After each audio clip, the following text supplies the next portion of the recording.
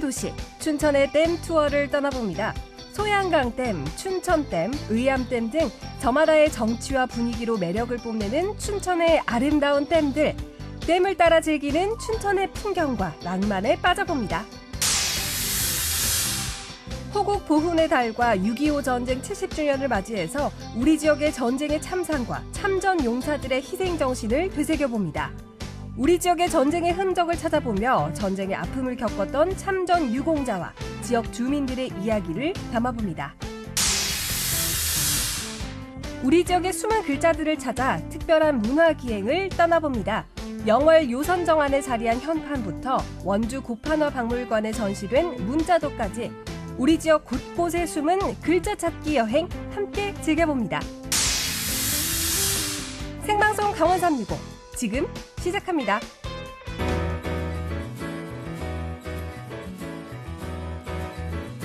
안녕하세요. 6월 9일 화요일 생방송 강원 365 김영석입니다. 안녕하세요. 박명수입니다. 본격적으로 기온이 오르면서 한낮에도 벌써부터 무더위가 기승을 부리고 있습니다. 맞아요. 오늘 낮에도 정말 더웠잖아요. 네, 이렇게 더운 여름철이 시작되면서 정말 각별히 건강관리에 더 유의하셔야 되겠습니다. 그런데 이 여름철에 유독 더 힘들어하는 아이들이 있습니다. 이럴 때는 이른바 이 주화병을 의심해봐야 하는데요. 좀 생소한 병이지 않습니까? 네, 주화병. 주화병은 여름을 타는 증상을 보이는 병을 말합니다. 보통 어지럽고 식은땀이 나고 밥맛이 없어지고 몸에서 열이 나는 증상들을 수반한다고 합니다. 네, 이 주화병을 앓지 않기 위해서는 건강관리를 해주는 것이 무엇보다 중요하겠죠. 네. 먼저 생활습관 규칙적으로 하는 것이 좋겠고요. 더불어서 이 적절한 야외 활동을 통해서 땀과 노폐물을 배출해주면 체온 유지에 도움을 받을 수 있다고 하니까 이 네. 부분도 신경 써보시고요. 마지막으로 제철 과일과 채소를 드시면 도움이 된다고 하니까요. 우리 아이들이 무더운 여름 건강하게 날 수 있도록 영양과 체력 부분 잘 신경 써주시기 바랍니다.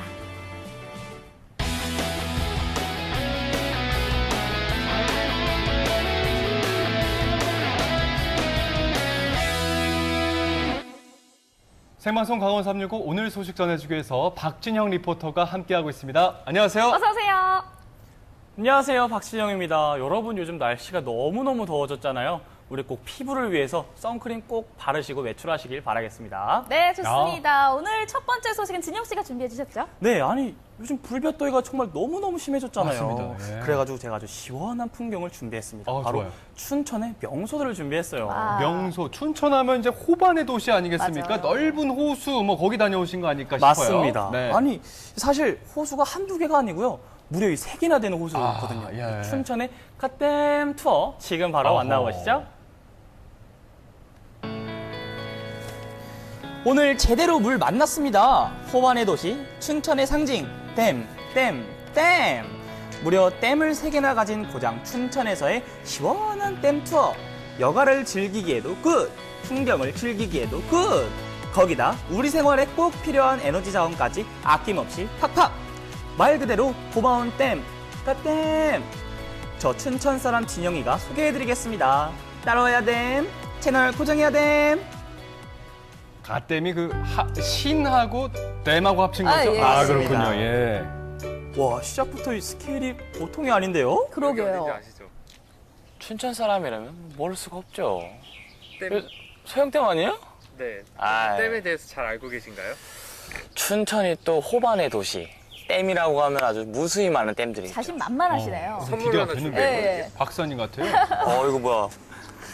아, 설마 또 저를 이렇게 막 또 테스트하시고 진짜. 네, 춘천 탐구 영역을 준비했습니다. 아, 근데 진짜 죄송한 말씀인데 저 사실 이런 거에 좀 강해요. 진짜 다 맞추면 어떡해요? 다 맞추면 저희가 상을 드리고 아. 저희가 기준한 점수에 못 미치면 오늘 벌이 있으니까 벌칙이 있어요. 1번 먼저 1번만. 네, 다음 빈칸에 들어갈 명칭이 바른 것은 우선 그 전에 춘천의 댐이 총 몇 개인지는 아세요? 춘천의 댐이 한 4개? 선생님 문제 풀 네. 남자는 퍼스트죠. 1번으로 가겠습니다. 딱 틀렸습니다. 네. 춘천의 네. 갓댐들을 돌아다니면서 goddamn. 네, 춘천 탐구 영역 이 문제를 다 풀어보시면 될 것 같습니다. 난 봐도 모르겠는데? 문제 풀기 전 현장 학습으로 긴급 벼락치기 들어갑니다. 전국의 여러 댐 중에서도 유명세가 남다른 소양강 댐. 1973년 준공 당시 아시아 최대 규모를 자랑했던 이 댐은 서울과 수도권에 식수와 생활용수를 공급하고 무려 10만 가구가 1년 동안 사용할 전기를 생산한다고 합니다. 어마어마하네요. 굉장히 많죠. 예. 보세요. 정말 대단해요. 지금 이 뒤에 어마어마한 경사 보이세요? 이곳은 바로 소양강 댐인데요. 정말 이 위치에서 소양강 댐을 바라본다는 게 저는 정말 너무 영광인 것 같아요. 1년에 딱 한 번만 개방을 한다고 하는데 제가 오늘 여러분께 이 소양강 댐을 이 위치에서 소개해드리려고 지금 이곳에 아주 왔습니다. 자, 그럼 여기서 오늘 두 번째 문제 자, 벌써 두 번째 문제예요. 이 길은 소양강 댐 사면을 걸어 오를 수 있는 길로 해마다 봄이면 걷기 행사가 열린다. 1년 중 행사 때 단 한 번만 개방되는 곳으로 갈지자를 닮은 형태가 마치 용이 승천할 때 몸짓을 닮았다고 해서 이름 붙여졌다. 제가 사실 아까 또 오면서 약간 힌트를 봤거든요. 용너미길인데 이게 지금 보니까 1번이 용넘이길, 2번이 용너미길. 약간 실수였고 이번에 맞추겠죠. 사실 조금 헷갈리는데 정답은 기대합니다. 1번이라고 기대하셔도 확실합니다. 또 1번이에요? 1번. 예. 1번이죠. 용! 용너미길! 아, 제가 틀려드렸어요. 네. 현재 스코어 빵점. 빵점입니다. 문제는 또 틀렸지만 용넘이 길을 걸어오르는 발걸음은 가볍습니다. 용이 승천하는 모습 그대로 저도 승천하고 싶네요. 신영아, 용 되자! Like a dragon! 진짜 기운을 받는 것 같더라고요. 오르막길은 힘들지만 높아질수록 달리 보이는 풍경이 마음을 상쾌하게 만듭니다. 이쯤에서 특별히 고급 정보 하나 투척! 제가 원래 여기가 저도 못 오는 건데 오늘은 특별히 허락을 받아서 오게 되었는데 원래 이 길이 항상 매년 한 번씩 4월마다 개방을 한다고 해요. 이번에는 코로나 여파 때문에 개방을 못했다고 하는데 올해 9월에 개방한대요. 딱 한 번. 이건 기억해야겠네요. 그러게요. 승천만 하면 될 것 같은데. 30분 만에 댐 정상에 도착하니 엄청난 보물이 반겨줍니다. 물결치는 푸른 산맥과 조화를 이루는 거대한 소양호. 이런 장관을 또 어디서 보겠습니까? 그림 같은 풍경 속에서 대자연을 만끽할 수 있는 각종 레저와 맛집, 카페까지 완비! 이래서 다들 소양강댐 하나 봅니다. 자타공이 춘천의 랜드마크. 소양호를 너무 사랑해서 즐겨 찾는다는 단골 손님도 있을 정도입니다. 세월이 아무리 흘러도 한결같이 맞아주는 화목한 친구. 처음 오기는 한 20년 됐어요. 그리고 매년 한두 번씩 와요. 아, 매년 한두 번씩이요? 네. 지금 물이 많이 빠졌네요, 옛날보단. 안 그럴 때기는 관광객도 많고, 또 여기가 촬영을 해서 찍어놓으면 아주 멋있어요. 네. 그래서 보는 놈한테 보내주면은, 좋다고 하니까, 또 그 맛으로 더 찍고 더 올리고 그래요. 또 다 찍고 내려가서 춘천 막국수 한 그릇 딱 먹고 나면 정말 그 이상 춘천을 좋을 게 꿰채고 없어요. 계시더라고요. 그러게요. 맞습니다. 네네네. 두 번째 만나볼 댐은 춘천댐입니다. 소양강 댐보다 더 일찍 준공된 춘천댐은 화천에서부터 이어져 내려오는 북한강 상류에 위치하는데요. 맑고 깨끗한 수질과 아름다운 풍경 덕분에 해마다 많은 관광객이 찾아온다고 합니다. 빌딩 숲을 벗어나 순수한 자연의 품에서 힐링하기에 더없이 좋겠죠. 춘천댐에는 특히 3가지 매력이 있다고 하는데요. 봄이면 한강수력본부 길가를 수놓는 아름다운 벚꽃. 야하. 겨울이면 꽁꽁한 춘천호 위에서 즐기는 추억의 빙어 낚시. 그리고 춘천댐도 식후경, 사계절 내내 즐기는 민물 매운탕까지. 그래서 저도 밥을 먹으러 왔습니다. 아름다운 호숫가 바로 앞에 위치한 특별한 식당. 참고로 매운탕집은 아니에요. 아니에요? 제가 먹으러 갈게요. 힌트는 바로 이 녀석들인데요. 그래요? 토끼랑 이름이 비슷한 메뉴예요. 끼요? 토가 들어가는 건가 봐요. 자칭 춘천 힙스터라면 뻔한 걸 먹어야 되겠습니까? 아니죠. 아니 문제는 제가 많이 바로 틀리시고 픽한 음식은 굉장히 또 문제를 표정이 냅니다. 예, 예. 스팀. 여름엔 토마토죠. 색깔은 매운탕처럼 빨갛긴 합니다. 각종 채소와 고기를 넣고 토마토와 함께 걸쭉하게 끓여낸 음식, 토마토 스튜. 저 오늘 머리를 너무 써가지고 빨리 에너지 보충 좀 할게요. 먹습니다, 이제 먹습니다. 정말 토마토 맛있습니다. 스튜 맛이 어떨까요? 저 콧구멍 보이세요? 커졌어요. 많이 크네. 입맛이 확 도는데요? 제가 어릴 때 좀 많이 즐겨 먹던 토마토 스튜가 비슷한 거 있어요. 이제 그게 제 너무 맛있어가지고 이제 그거 한번 해보자 해가지고 이제 와우. 사장님의 어린 시절 추억을 공유하며 한 입, 춘천어를 감상하며 또 한 입. 피가 있는 맛이에요. 이 토마토의 풍미가 느껴집니다. 토마토의 풍미가. 외국스러우면서도 강원도다운 맛. 이때까지는 분위기 좋았는데 말이죠. 아우, 또? 맛있게 드시네요. 다음 중 춘천어의 말이 아닌 곳은? 저 춘천 사람인데. 자, 정답은요? 5번. 이번에는요? 풍걸리. 맞습니까? 맞습니까? 네, 정답입니다. 이번엔 맞췄습니다. 오. 0점이었는데 이제 1점 획득했네요. 찬스 없어요? 오케이. 뭐예요? 그런데요? 찬스를 주셨네요. 전문가에게 물어보기 찬스. 잘은 모르는데 이거 거의 다 알려주신 거 아니에요? 마지막 만나볼 댐은 의암댐입니다. 1967년도에 완공된 콘크리트 중력식 댐입니다. 위치는 북한강과 소양강이 합수된 지점으로부터 하류로 10km 지점에 위치하고 있습니다. 의암댐이 생김으로 해서 의암호가 생겼고 그로 인해서 춘천시는 호반의 도시라는 명칭을 전국적으로 얻게 되었습니다. 이로 인해서 관광산업이 발전을 했고 특히 물을 이용한 레저 스포츠 산업이 크게 발전한 계기가 되었다고 볼 수 있습니다. 의암댐은 전국 자전거 라이더들의 성지나 다름없는 곳입니다. 호수를 따라 곧게 뻗은 북한강 자전거길을 타고 많은 사람들이 라이딩을 즐기는데요. 서울에서부터 자전거를 타고 오는 사람들도 아주 많다고 하는데요. 그렇군요. 자전거 타기 지금 좋은 날씨잖아요. 의암 때문에 맞아요. 온 이상 사실 자전거를 안 탈 수가 없잖아요. 그래서 제가 한번 저 자전거를 탄 게 해보겠습니다. 어디 영상화보 한번 찍어볼까요? 따사로운 햇살과 볼을 스치는 강바람. 이게 바로 유럽 갬성 아니겠습니까?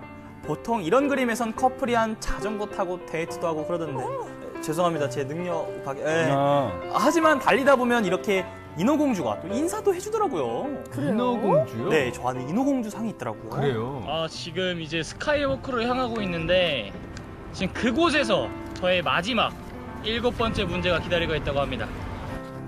춘천 탐구 영역 결전의 장소 의암 스카이워크. 너무 아찔한데? 정말 원래 이런 거 아시죠, 여러분? 아. 유리 밟으면 안 돼요. 유리 밟지 말고 들어갈 때 이 슬리퍼 은색깔 신어야 되나 봐요. 네네 이것만 신어요. 밟고 가야 돼. 밑을 안 보시네요. 그래 그렇지 그렇게 위에만 봐 그렇지. 자, 마지막 문제 가보겠습니다. 보기의 기억과 같은 의미로 쓰인 것은 춘천의 의암댐은 자전거길과 물레길을 모두 즐길 수 있는 레저 스포츠의 천국이다. 1번 춘천 의병의 중심에는 의암 류인석 다 같이 한번 의병장이 맞춰보시겠어요? 있었다. 그럴까요? 2번 좋아요. 논개는 외장을 껴안고 의암에서 뛰어내렸다. 아하. 3번 도난당한 다이아몬드가 뉴욕의 암시장에 등장했다. 진혁 씨, 이 4번 문제 맞춰야 군사들이 되는데? 옷을 널어 말렸다는 바위가 바로 의암이다. 5번 어. 의암 졸린 진영이가 하품을 했다. 뭐예요? 5번은 도대체 뭡니까? 5번이 정답일 수도 있습니다. 이것도 찬스 쓰시는 거예요? 그러니까 지금 그 문제를 그 문제를 왔는데 나도 그것이 궁금하네. 정답은 6초 뒤에 공개됩니다. 저는 1번 춘천 의병의 1번. 중심에는 남자는 1번. 의암 류인석 의병장이 있었다. 남자는 퍼스트 1번. 1번 참 또 좋아해요. 틀렸습니다. 예. 아이고. 와, 나 진짜 퇴근해요.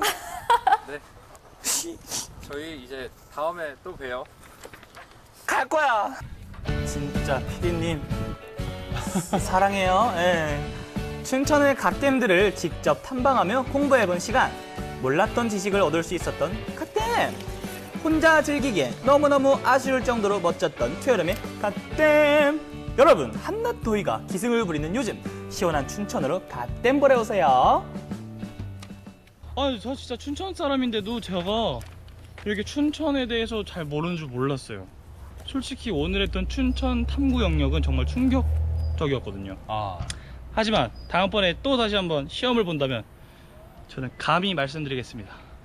만점을 받겠습니다, 여러분. 공부하세요. 웅장한 소양댐, 또 힐링되는 춘천댐, 또 익사이팅한 의암댐까지.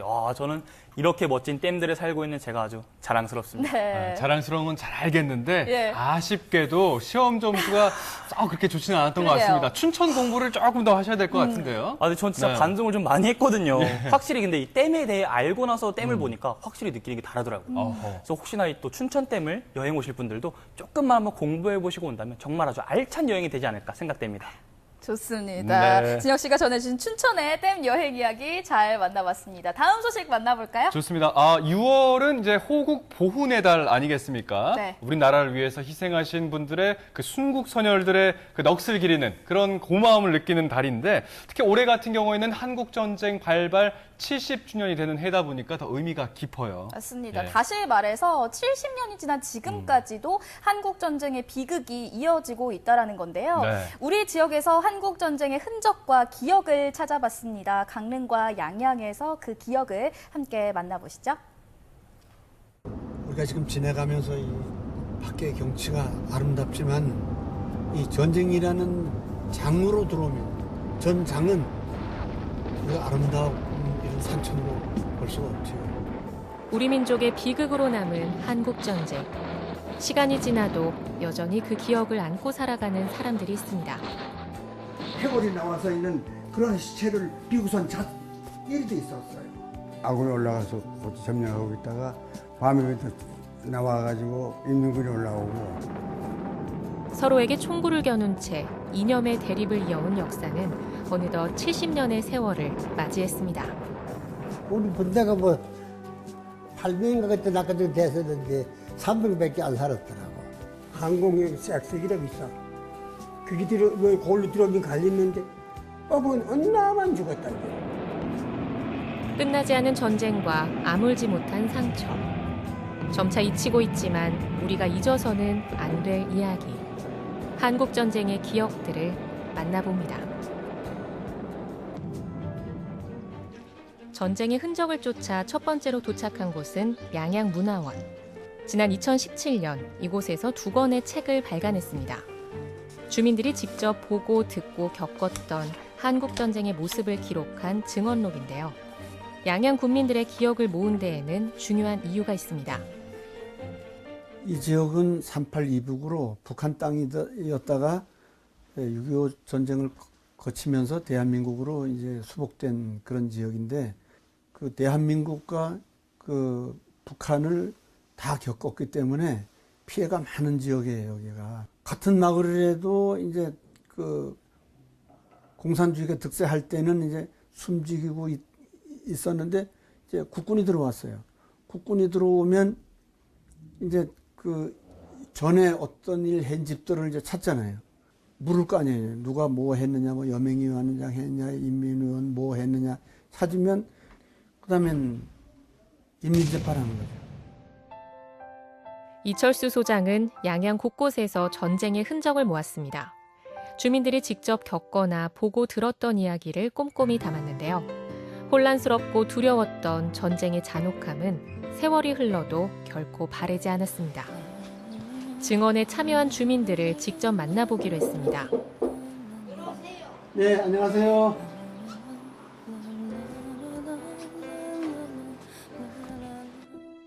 한국전쟁 당시 1101 야전 공병단 소대장이었던 젊은 청년은 어느덧 백발의 할아버지가 됐는데요. 양재혁 할아버지는 어떤 기억을 갖고 계실까요? 내가 가장 남는 기억은 말이요. 현석사는 이거예요. 예. 이거. 그 인민군이 우리 하력이 어떻게 시인지 전부 두통을 맞아가지고 해골이 나와서 있는 그런 시체를 비우선 일도 있었어요. 그래서 결국은 사흘 지나서 나흘 만에 그 산에 가서 최고 정상에 오르니까 가들은 막신기관총이라고 있는데 이렇게 쏙쏙 우리를 향해서 쏟다가 포탄이 떨어지니까 그게 진동에 의해서 말이요. 심장마비가 되는지 어떻게 되는지 그냥 이렇게 사격하는 도중에 그냥 우리가 올라가도 움직이지 않고 그대로 있어요. 그래서 발로 탁 차니까 죽어서 생명은 없는데 그 얼마나 그 교육을 받았는지 그런 상황에서 우리가 승리의 개가를 부르고 그러면서 좋다고 그래서 군가를 부르고 그랬다. 전쟁이라는 게 되게 쉽게 잊혀지진 않는 것 같아요. 그래 생사를 넘나드는 그런 극한의 상황에서 머리에 아주 박힌 게 그게 잊어버려지겠어요?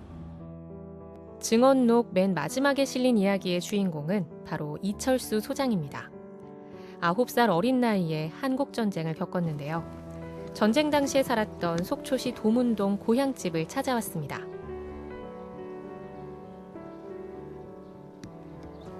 제가 어릴 때 나서 여기서 자라면서 6.25 전쟁을 겪은 그런 우리 집이에요. 우리 집. 어렸을 때 그 6.25 전쟁 겪으시면서 좀 기분이 어떠셨어요? 전쟁 때는 뭐 항상 불안했죠. 뭐. 비행기 날아가지 또 저쪽 바다에서 한 포가 쏘면 지나가면 짜락짜락 소리가 나면서 산이 우르릉 울려요. 동네에서 비행기 떴다 그러면 굴 파는 데로 들어가고 그냥 하루 노는 일이 굴 파는 일이에요. 그게 놀이야. 그래서 여기 집에 있는 것보다 산에 가서 굴 파는 게 더 편해. 왜 그랬을까요? 집은 불안하니까 집도 울리지 산도 울리지 하니까 산에 가서 굴을 파면 우선 안전해서 그랬을까? 예. 전쟁은 멈췄지만 전쟁의 비극은 이어지고 있습니다. 수면 아래 잠겨있는 암초처럼 누구나 보이지 않는 상처를 안고 살아갑니다.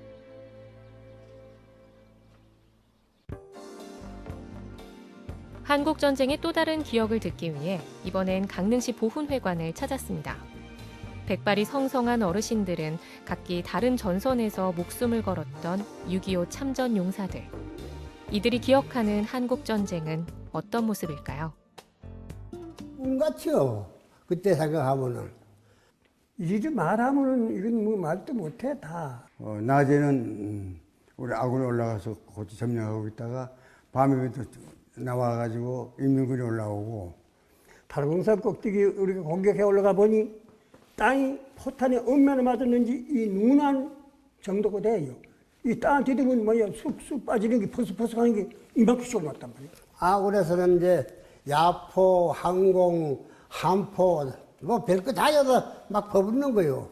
315고지인데 그 고지가 310고지라 했어요. 5m는 얕아졌다는 게 포를 얼마나 쐈는지. 부상당하면 또 한 사람 치료해서 내려보내고 일을 한 일주일 생사를 같이 했죠.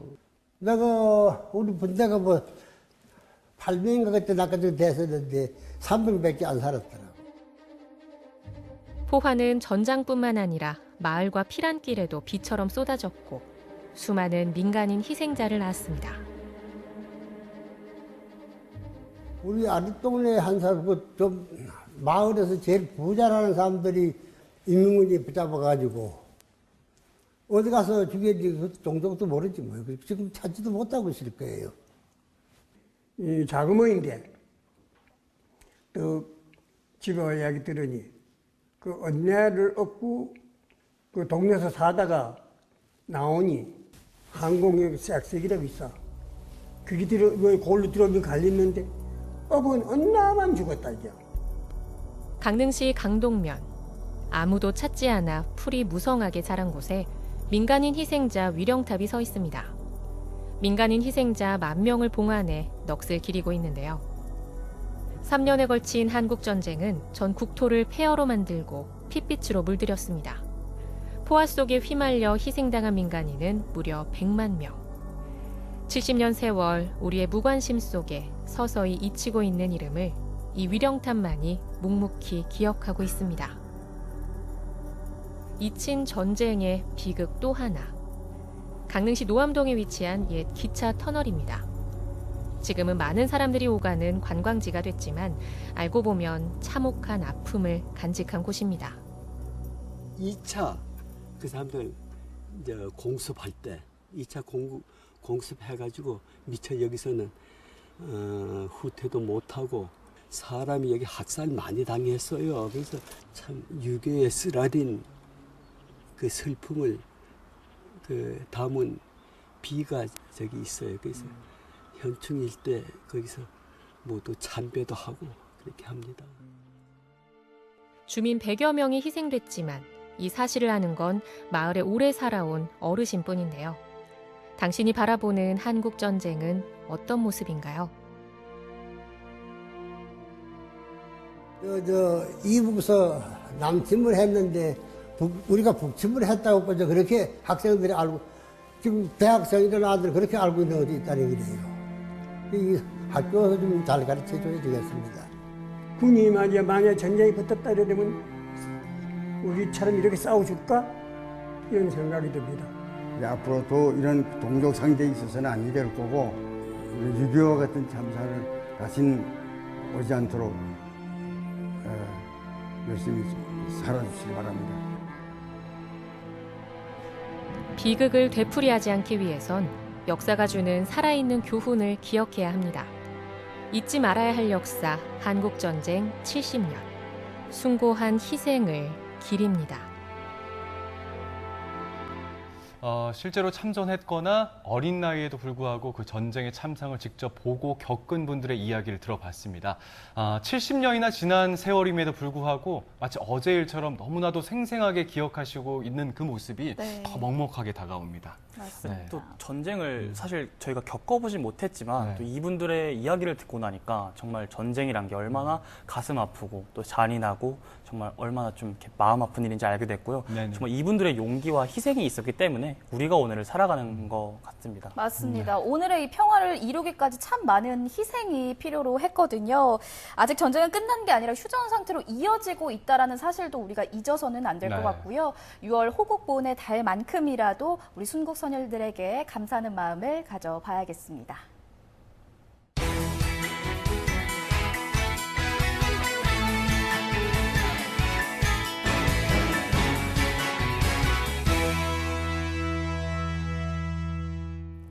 네, 생방송 강원 365와 함께하고 계신 지금 시각은 7시 지나고 있습니다. 전국은 지금 오늘은 경북 포항으로 가보도록 하겠습니다. 네, 대한민국 사람이라면 누구나 인정하는 맛의 공식이 있습니다. 이것이 빠지면요, 음식의 깊은 맛을 논할 수가 없거든요. 그래요? 자, 저희가 지금 보내드리는 대로만 따라하시면 죽었던 음식 맛도 되살릴 수가 있습니다. 그 비법이 무엇인지 지금부터 화면에서 함께 확인하시죠. 조금 더 시간이 걸려도 조금 더 손이 가도 포기할 수 없는 맛의 퀄리티. 남다른 철학과 방식으로 최고의 맛을 지켜가는 사람들이 있다고요? 확실히 다른 게 느껴지는 것 같아요. 오시가 드셔보시면 압니다. 다른 집하고 정말 다릅니다. 남다른 맛의 비법은 바로 숙성. 일주일 이상 기다려야 맛볼 수 있는 숙성회부터 최소 한 달은 기다려야 맛볼 수 있는 숙성 돼지고기까지 참을성 있는 자만이 누릴 수 있는 최고의 맛이 있다. 잊지 못할 숙성의 맛 지금 공개합니다.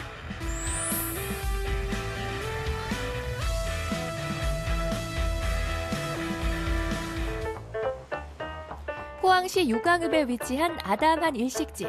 점심시간이 되자 가게를 가득 채운 손님들을 보니 맛집은 분명해 보이는데 메뉴는 흔히 볼 수 있는 초밥. 아니 대체 어떤 특별함이 있는 걸까요? 되게 풍부함이 있어요. 특히 음식에서 볼륨감이 느껴진다고 해야 되나요? 그런 특유의 그게 있는 것 같아요. 느낌이 풍성한 느낌이 있어요. 확실하게. 뭔지는 잘 모르겠어요. 그런데. 뭔지 모를 풍성한 느낌이라 그렇다면 그 비결은 역시 팔딱팔딱 뛰는 생선을 바로바로 잡는 싱싱함. 이 생선이 그럼 오늘 나갈 생선인가요? 아닙니다. 이거는 일주일에서 10일 정도 숙성을 시킨 다음 나갈 생선입니다. 이렇게 싱싱한 생선을 일주일 뒤에 맛볼 수 있다고요? 도대체 무슨 말일까? 제작진이 직접 확인해 나섰습니다. 색다른 방식으로 초밥에 특별한 맛을 더한다는 박찬일 셰프. 싱싱한 화로를 가져와 손질하는가 싶더니 갑자기 분위기 포장? 그렇다. 이 집 맛의 비결은 바로 숙성.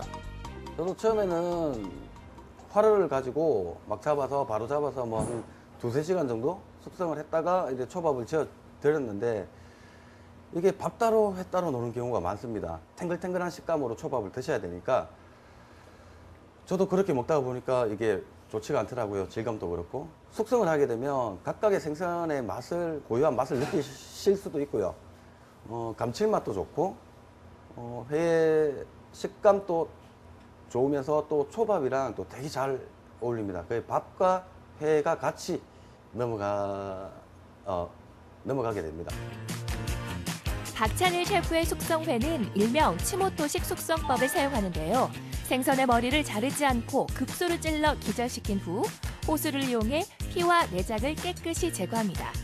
이렇게 하면 공기와 닿는 절단면을 최소화하기 때문에 맛있게 숙성을 할 수 있는데요. 머리를 자른 생선과의 차이 보이시나요? 다른 곳은 아마 생선 머리를 절단하고 그래서 내장을 끄집어내고 이렇게 작업을 하고 있습니다. 근데 저는 머리를 자르지 않고 뇌관을 찔러서 기절을 시킨 다음 생선에 있는 피를 싹 뺀 다음 내장 제거를 깨끗이 하고 통째로 숙성을 하게 됩니다. 일단은 생선 머리 자르면 자르는 순간부터 사후경직이 옵니다. 근데 뇌관을 찌르면 아직 기절해 있는 상태라서 스트레스 받지도 않고 그래서 좋은 식감을 또 가지고 있고 피를 싹 제거를 하게 되면 숙성 과정도 오래 늘어나고 비린맛도 전혀 없게 됩니다. 그래서 이제 이렇게 숙성을 하게 되었습니다. 피를 모두 제거한 생선은 숙성 준비를 시작하는데요. 작은 생선은 통마리로, 큰 생선은 이렇게 손질해서 포장하고요. 날짜 표시와 함께 진공 포장까지 하면 준비 끝. 그런 다음 다시 물에 입수.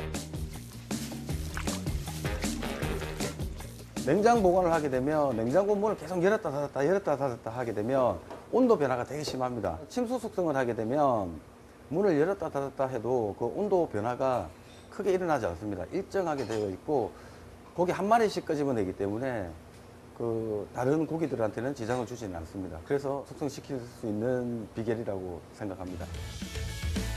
보통은 일주일, 방어처럼 큰 생선은 100일까지 침수 숙성 과정을 거쳐야 비로소 손님상에 오를 수 있습니다.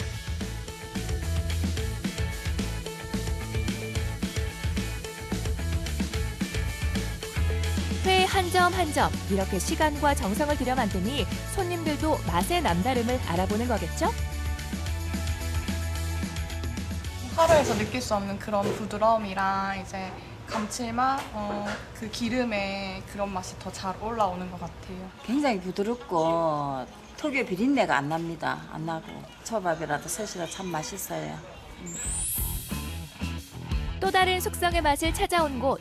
보기만 해도 군침 도는 소고기, 돼지고기가 불판 위에서 지글지글 익어가는데 이 집 고기 맛의 비밀은 메뉴판에 적혀 있다고. 요거 복합 숙성? 복합숙성은 말 그대로 여기 두 가지 방법을 복합적으로 하는 숙성이거든요. 이 고기도 역시 복합 숙성을 거쳐갖고 30일 이상 숙성된 삼겹살입니다. 30일요? 네. 들어는 봤나 30일 숙성 돼지고기.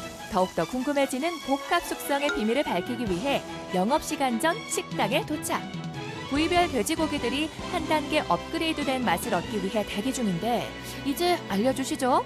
일반적으로 그 숙성 방식은 건조 숙성과 습식 숙성이라는 게 있는데 그 두 가지를 교차를 시키면서 복합적으로 하는 걸 복합 숙성이라고 합니다. 건조 숙성은 드라이에이징, 말리는 거를 얘기를 하는 거고 습식 숙성은 진공 포장된 상태로 그대로 보관하는 것을 그 습식 숙성이라고 하는데 저희 가게에서 그 두 가지를 교차를 시키면서 한 40일 정도 숙성을 하고 있습니다.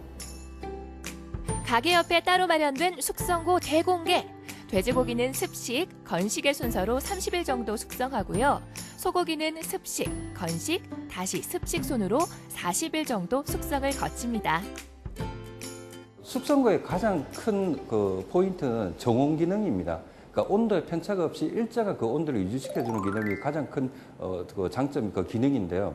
저희 숙성고 같은 경우에는 팬이 2개가 달려 있어가지고 온도가 절대 이제 1도에서 2도 정도 이상의 편차가 생기지 않도록 항상 일정하게 유지시켜주는 그런 기능이 있습니다. 숙성고에서 한 달여의 시간을 보낼 때는 다 그만한 이유가 있는 거겠죠. 각각 습식과 건식 숙성 과정을 거친 고기는 어떤 변화를 겪게 되는 걸까요? 습식 숙성의 가장 큰 장점은 연육작용입니다. 부드러워집니다. 굉장히 고기가. 그 다음에 건조 숙성은 그 고기의 그 육향과 풍미가 굉장히 끌어올려지게 됩니다. 그래서 일반적으로 습식 숙성을 많이 하게 되면 고기 연육작용, 부드러움이 좋아지고 그다음에 건조 숙성을 하면은 육향, 육즙이 풍부해진다고 얘기를 많이 합니다. 그래서 저희 그 가게에서는 그 두 가지를 교차를 시키는 겁니다. 두 가지 방식을 교차하는 복합 숙성으로 고기가 더 맛있어진다는 건 알겠지만 한 달 이상이나 걸리는 이 까다로운 숙성을 고집하게 된 이유가 있을까요?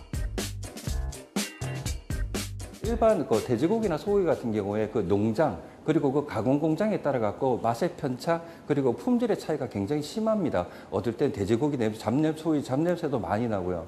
근데 그거를 잡기 위해서 일률적인 맛과 품질을 유지하기 위해서 맨 처음에 숙성을 시작하게 됐습니다. 숙성을 하면 가장 큰 건 연육작용, 부드러움과 그다음에 그 육향, 풍미가 상당히 많이 올라오게 됩니다. 그게 숙성의 가장 큰 장점입니다. 숙성이 완료된 고기는 손님상에 오를 준비를 하는데요. 아니 그런데 뭘 자꾸 따로 떼어 놓으시는 거죠? 건조 숙성을 하게 되면은 겉면이 완전히 말라버립니다. 이런 식으로. 그러니까 이걸 손님상에 제공을 할 수가 없으니까 겉면에 말라붙어 있는 고기를 다 제거를 일일이 다 해야 되는 겁니다. 다 버려요? 다 버립니다. 자, 이제 숙성에 대한 공부는 마쳤으니 제대로 한번 맛을 봐야겠죠? 저녁 시간이 되자 가게는 금세 만석. 알등심하고 삼겹살하고 좀. 알등심은 그 테이블당 2인분 한정인데 괜찮으시겠습니까? 네. 알등심 2인분하고 삼겹살 2인분 준비해드리겠습니다. 주문하신 알등심 나왔습니다. 감사합니다. 아이고. 이곳의 시그니처 메뉴는 바로 이 알등심. 한 테이블당 2인분, 그것도 딱 한 번만 주문할 수 있는데요. 다른 부위에 비해 숙성 기간이 길어 많이 만들 수 없기 때문에 여러 손님이 맛보게 하기 위한 방법이랍니다. 이제 숙성된 고기 맛 한번 볼까요? 두툼함에 한 번, 부드러움과 육향에 두 번 바란다는 그 맛 어떤가요?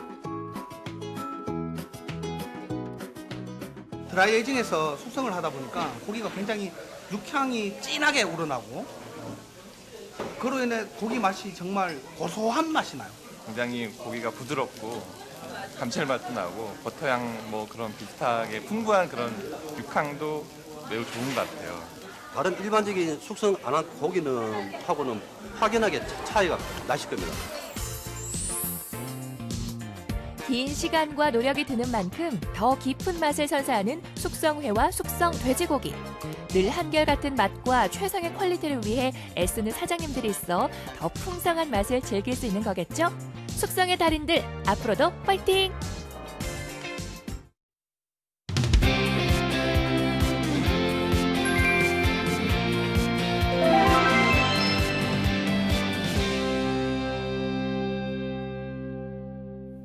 네, 이번에는요, 특별한 문화기행 이야기를 준비해봤는데, 제가 요거를 참 잘하고 좋아했어요. 뭔데요? 요은서 씨 혹시 숨은 그림 찾기 많이 해보셨나요? 너무 좋아했습니다. 아, 그래요? 그 어릴 적에 보면 그 그림책으로 된 거 있지 않습니까? 네네네. 뭐 땡땡을 찾아라. 맞아요. 뭐 이런 거 그런 너무 거 좋아했고요. 있었죠. 예. 특히 이제 신문 같은 거 보면요. 맨 뒷장 넘기면 그 그림 찾기 항상 있었죠. 코너가 예, 있었습니다. 예. 그거 오리고 다녔어요. 신영 너무너무 씨는요? 좋아했습니다. 정말. 신문이요? 신문. 신문 있었잖아요. 신문에 그런 게 있었나요?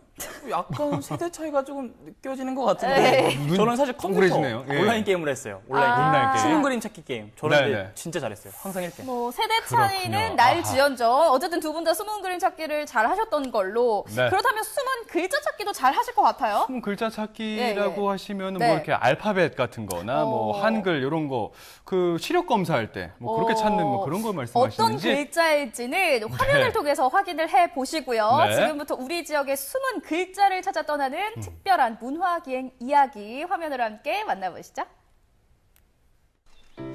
요리 같다, 조리 같다, 구석구석 둘러보는 우리 리포터. 지연 씨, 뭐 찾는 거라도 있어요? 저 지금 글자 찾는 중이에요, 글자. 오늘 주제가 또 숨은 글자 찾기라면서요. 제가 또 숨은 그림 찾기에는 일가견이 있는데, 숨은 글자 찾기는 어떻게 해야 되는 건지 도통 감이 안 오긴 하지만, 글자가 일단 여기 숨은 건 아닌 것 같거든요. 그럼 어딜까요? 일단 저 준비됐습니다. 다음 스테이지가 어딘가요? 네, 숨은 그림 찾기 아니죠. 숨은 글자 찾기 맞습니다. 우리 지역의 숨은 글자들을 찾아 떠나는 특별한 문화기행. 과연 어떤 글자들이 숨어 있을지 글 따라 바람 따라 지금 바로 떠나보시죠.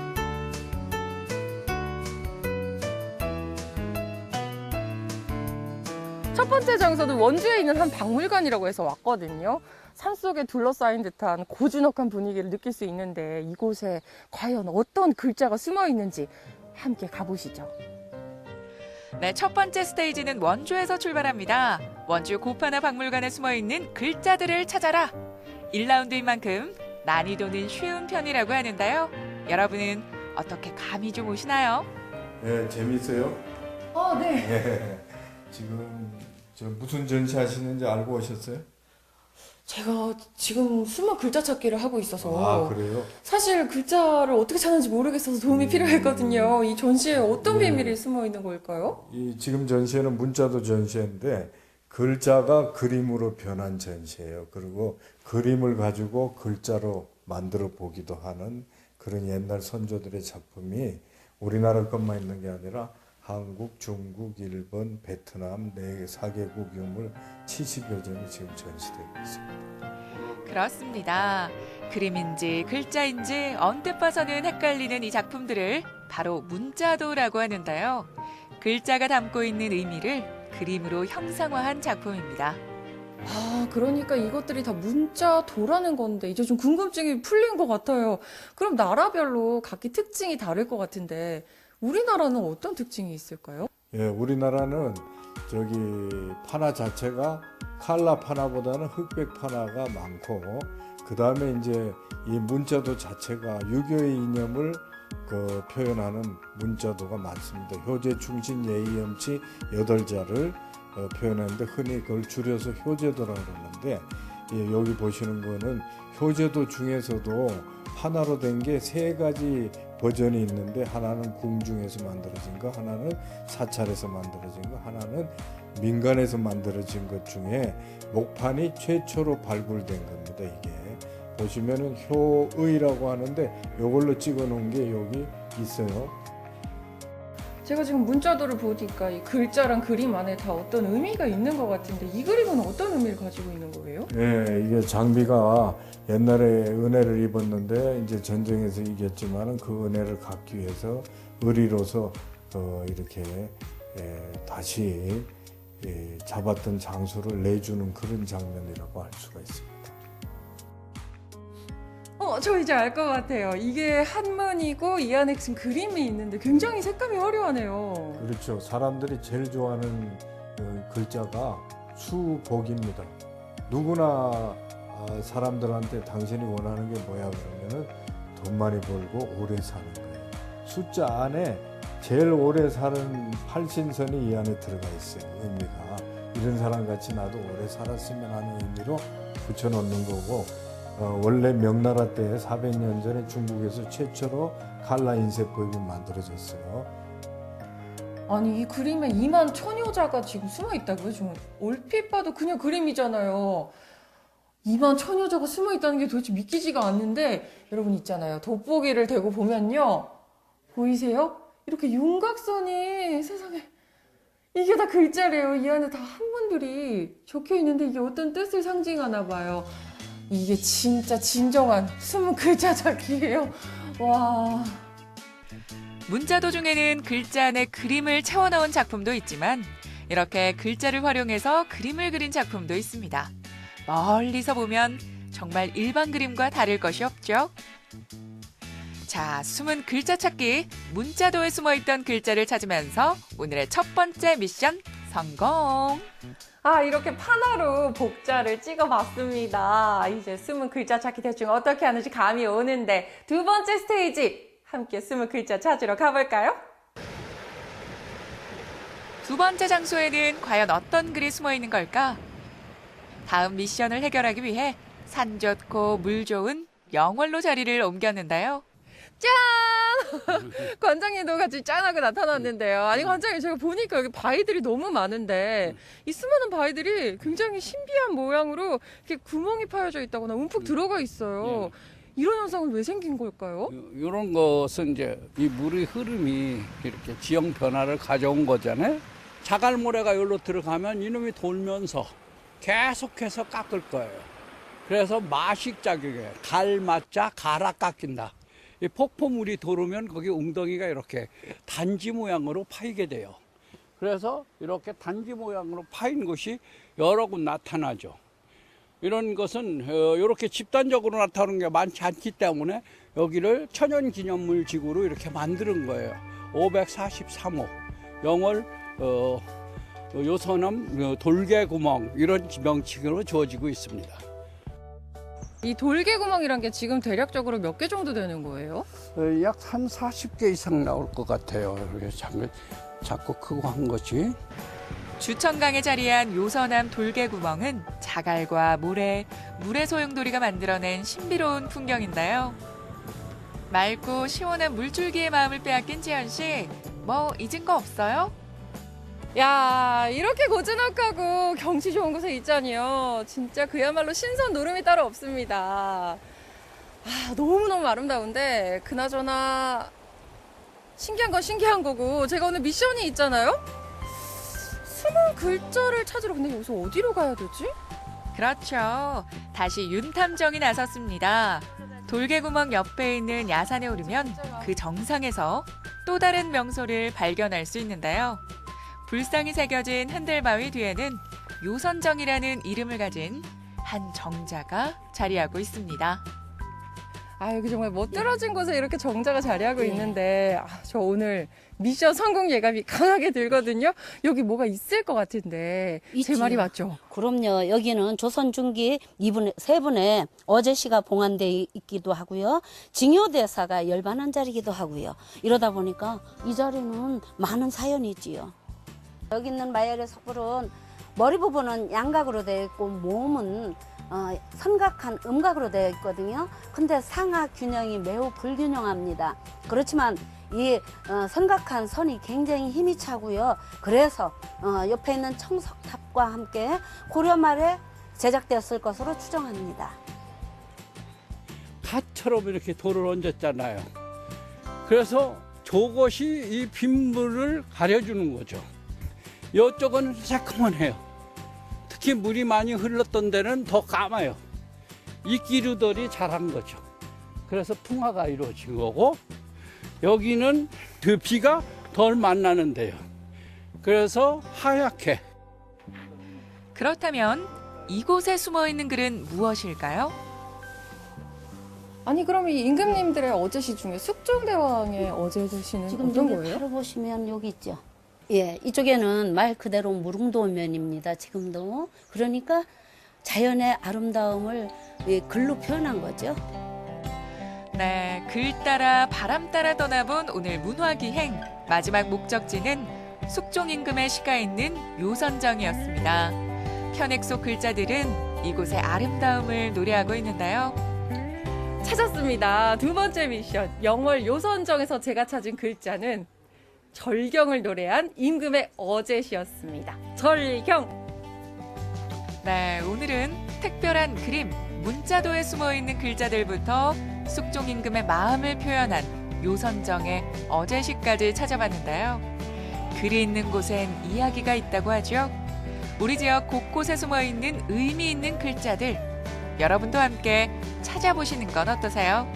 글 따라, 바람 따라, 이야기 따라 여러분도 함께 떠나보세요. 네, 오늘은요 우리 지역에 숨어있는 글자를 찾아서 이렇게나 경치 좋은 문화 유적도 둘러보고 또 재미있는 문자도도 소개해드렸는데요. 글 따라 바람 따라 떠나본 테마 여행, 여러분은 어떠셨나요? 저 지연이는요 다음번에 또 새로운 테마로 여러분 찾아뵙도록 하겠습니다. 다음에 다시 만나요. 네, 우리 지역에 숨어있던 글자들 만나보셨습니다. 첫 번째로는요, 고파나 박물관의 문자도였고요. 두 번째로는 요선정에 걸린 편액이었는데 두 분 다 아까 자신만만해 하셨잖아요. 진영 씨 잘 찾으셨어요? 사실 저는 그 고파나 박물관에 찾아갔을 때 문자도의 숨은 글자는 잘 찾았거든요. 그런데 요선정에 걸린 숙종 임금의 시는 저는 짐작을 못했어요. 네. 그래서 이게 또 숨은 글자 찾기가 아니라 보물찾기를 하는 그런 느낌이 들더라고요. 보물찾기 표현 좋은 것 같습니다. 보통 문화유적지에 가게 되면요, 뭐 아름다운 건축물이나 이 절경에는 심취하기 쉬운데, 맞아요. 뭐 현판이나 설명문 같은 거는 그냥 또 쉽사리 지나치게 되지 않습니까? 자, 여러분들께서 영월에 놀러 가시면요, 아름다운 절경에 푹 빠지시면서 함께 준비되어 있는 이 어제시의 매력에도 푹 빠지고 오시기 바라겠습니다. 네, 저희가 1시간 동안 준비한 소식은 여기까지였고요. 오늘 또 박진영 리포터가 꽉 채워주셨는데 어땠습니까? 저는 비록 이 춘천 탐구 영역을 많이 틀렸지만 네. 사실 조금만 공부해보면 또 바로 알 수 있는 것들이거든요. 그래서 여러분들은 꼭 춘천의 그 갓댐 투어를 저보다 더욱 재밌게 즐기시길 바라겠습니다. 그리고 또 제가 또 시원한 노래를 하나 또 준비했어요. 또 준비해 오셨습니까? 네, 날씨가 더우니까 좀 시원하게 불러주세요. 해볼게요. 자, 함께 떠나자 야야야야 춘천댐으로. 오, 좋아요. 답가를 좀 끝이에요? 불러주세요. 네. 근데 다 사실 불렀어요? 노래를 저만 부르잖아요. 예. 저만 부르다 보니까 또 두 분 MC의 노래가 또 네, 좀 궁금하거든요. 서운하셨네요. 안 부른 이유가 다 있긴 한데 네. 그러니까 돌려서 받으면 돼요. 뭐. 자, 불러주세요. 갈게요 그러면. 네. 함께 떠나자 야야야야 춘천댐으로. 함께 떠나자. 뭐예요? 야야야야야. 다음을 부르는 것도 아니고 이거 돌린 함께 노래. 떠나자. 예, 진영 씨랑 인사 웃고 나누도록 계십니까? 하겠습니다. 오늘 함께 해주셔서 끝이에요? 고맙습니다. 감사합니다. 자, 이어서 내일 방송 예고해 드릴게요. 코로나19로 모두가 힘든 요즘 삼척중앙시장의 활력 충전을 위한 특별한 이벤트가 마련됐다고 합니다. 흥겨운 노래로 근심은 훌훌 털어내고 활력을 업시키는 유쾌한 현장 담아보겠습니다. 초여름 정취를 자랑하는 평창을 찾아 이색 박물관 탐험을 떠나볼 텐데요. 다양한 인형과 관련 소품들을 모아놓은 인형박물관과 가수 전영록 씨에 관한 추억의 수집품들을 만나볼 수 있는 노기하우스 등 우리 지역의 박물관 여행을 즐겨봅니다. 한림대학교 사회학과 학생들과 화상 채팅으로 참여하는 보이는 라디오를 소개해드립니다. 라디오 방송은 어떻게 진행되는지 특별한 교수님 이호석 DJ와 함께 보이는 라디오를 만나보겠습니다.